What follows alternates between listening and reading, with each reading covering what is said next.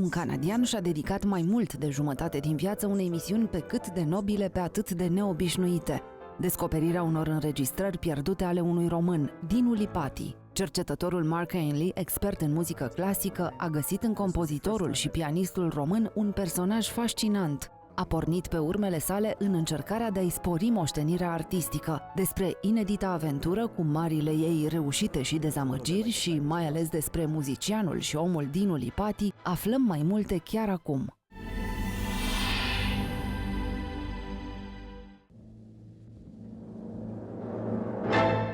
Mark Ainley este probabil fanul numărul 1 al lui Dinu Lipatti. De la începutul anilor 90, canadianul încearcă să le redea melomanilor de pe întreaga planetă înregistrări despre care puțin știu că există, iar unii susțin chiar că ar fi doar legende ale muzicianului român. There's a lot of stories that are very commonly known about Dinu Lipatti, that he died very young of Hodgkin's disease at the age of 33, that he was of course a wonderful pianist as well as a composer, but what I would like everybody to know a little bit more is that he had a much wider repertoire than his very few recordings would let us know, which is one of the things that motivated me to look for some more recordings.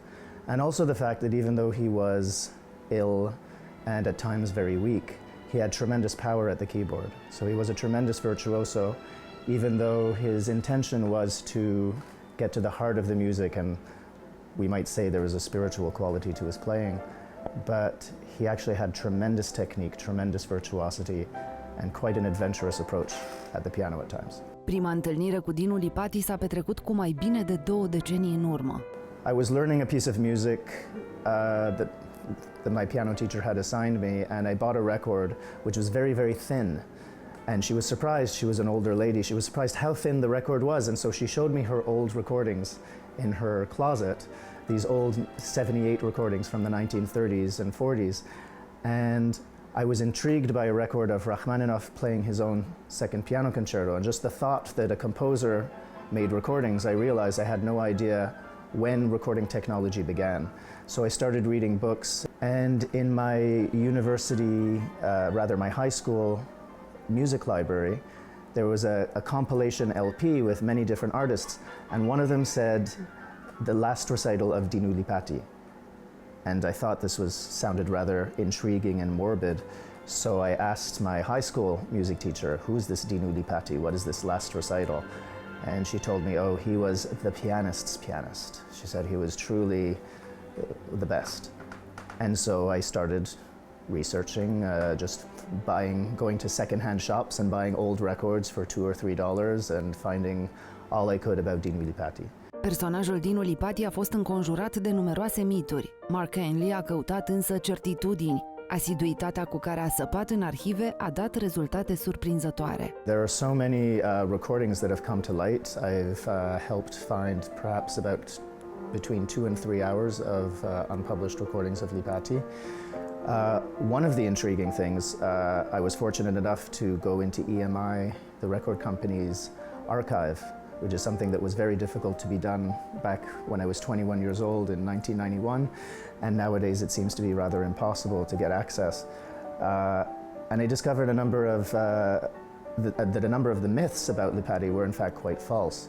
One of the famous stories that his recording producer said was that, you know, we have so few recordings of Lipatti because he wanted 3 years to prepare the Tchaikovsky concerto and 4 years to prepare the Beethoven Emperor concerto.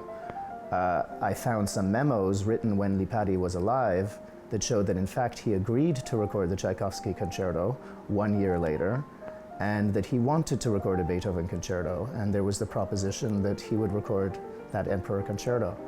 I was intrigued to discover that he had plans to record some of this unusual repertoire that we imagined would never be on his radar, and also that he had a much broader repertoire than we imagined.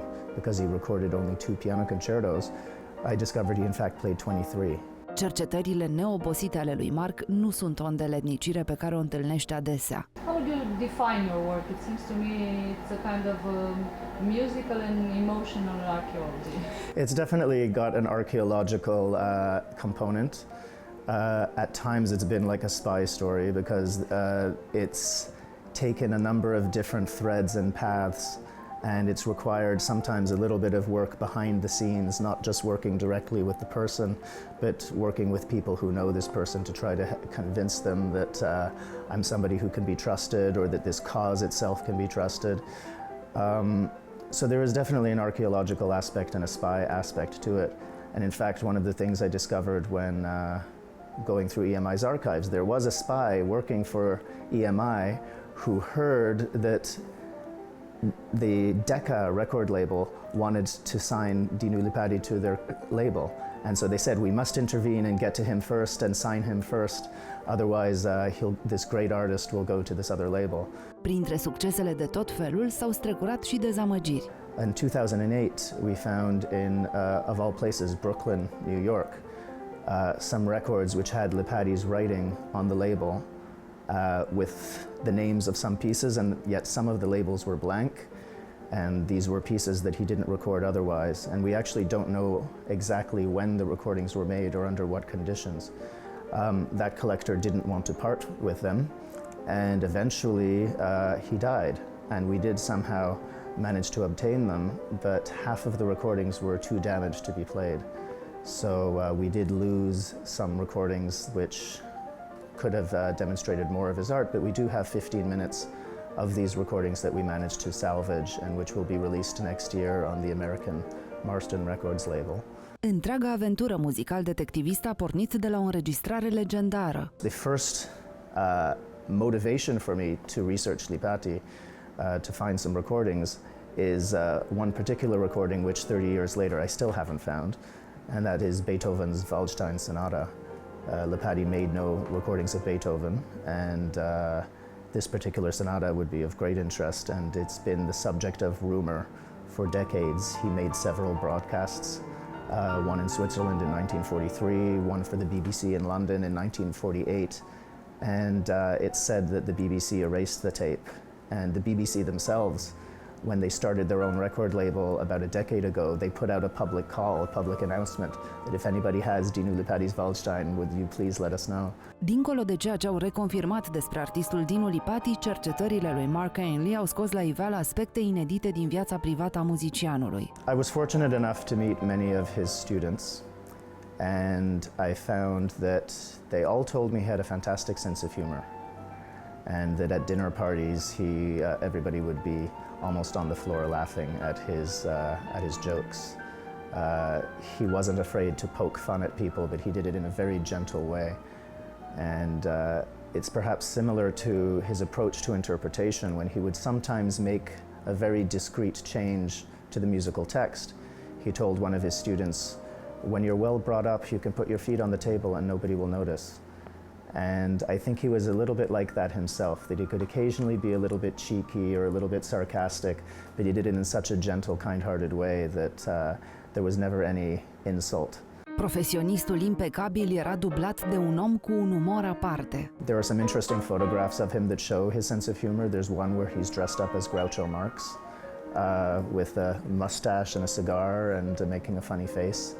So it's interesting to see that he had, as much as there was the mythology that, you know, he had the qualities of a saint, his recording producer said, and Francis Poulenc spoke of this divine spirituality, and because the famous and rather divine Bach piece, Jesu, Joy of Man's Desiring, was the leitmotif of his life, the first piece he played at his first recital, the last piece he played at his last recital, we still tend to associate this kind of heavenly, divine quality to him.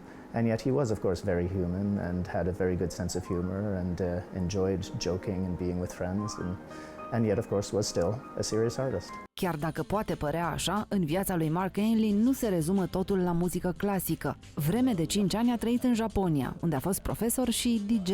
Descoperirile muzicale de pe tărâm nipon au fost cu totul neașteptate. The Japanese musical scene is very diverse, so on the classical side, there are great connoisseurs, and the record stores are filled with it's an absolute dream for record collectors like myself of historical classical performances. But I very unexpectedly came across the electronic music scene in Japan, and a very underground scene, and I was really amazed by the soundscape that was completely alien almost to what I was used to listening to. And it made a very strong impression on me because I realized that all composers, like Lipatti himself said, they're only using the instruments they have at their disposal at the time. So Bach had a harpsichord but would have loved a piano and really would have loved a synthesizer. And Mozart's piano was requiring, in a sense, what it is that we have now. And so when I started exploring, you know, the concept of electronic music was intriguing to me. And of course, as a child, I'd heard some fascinating recordings of Bach played on the synthesizer, a famous record called Switched on Bach. I still have the impression that the future of music is somewhat a combination, perhaps, of analog and digital. Când vorbește despre mari pianiști, un iubitor de muzică clasică se limitează de regulă la virtuozii din zona simfonică. Pentru un pasionat de jazz ar putea părea o mare nedreptate făcută favoriților săi. There are certainly some great pianists, and in fact in the historical times, which interests me most, Sergei Rachmaninoff was a great fan of Art Tatum. So he was a terrific pianist with incredible technique. There's a wonderful story that Horowitz was intrigued by Art Tatum's arrangement of T for Two, and he asked him, how long did it take for you to make this arrangement? And Tatum's response was, how long did it take me to play it? Because he'd actually done it in the moment. Chiar dacă apreciază și instrumentiștii din jazz, inima lui Mark Ainley rămâne la muzica clasică și, bineînțeles, la Dinu Lipatti, căruia i-a dedicat deja decenii din viața sa. De ce crede canadianul că este pianistul român atât de cunoscut și astăzi?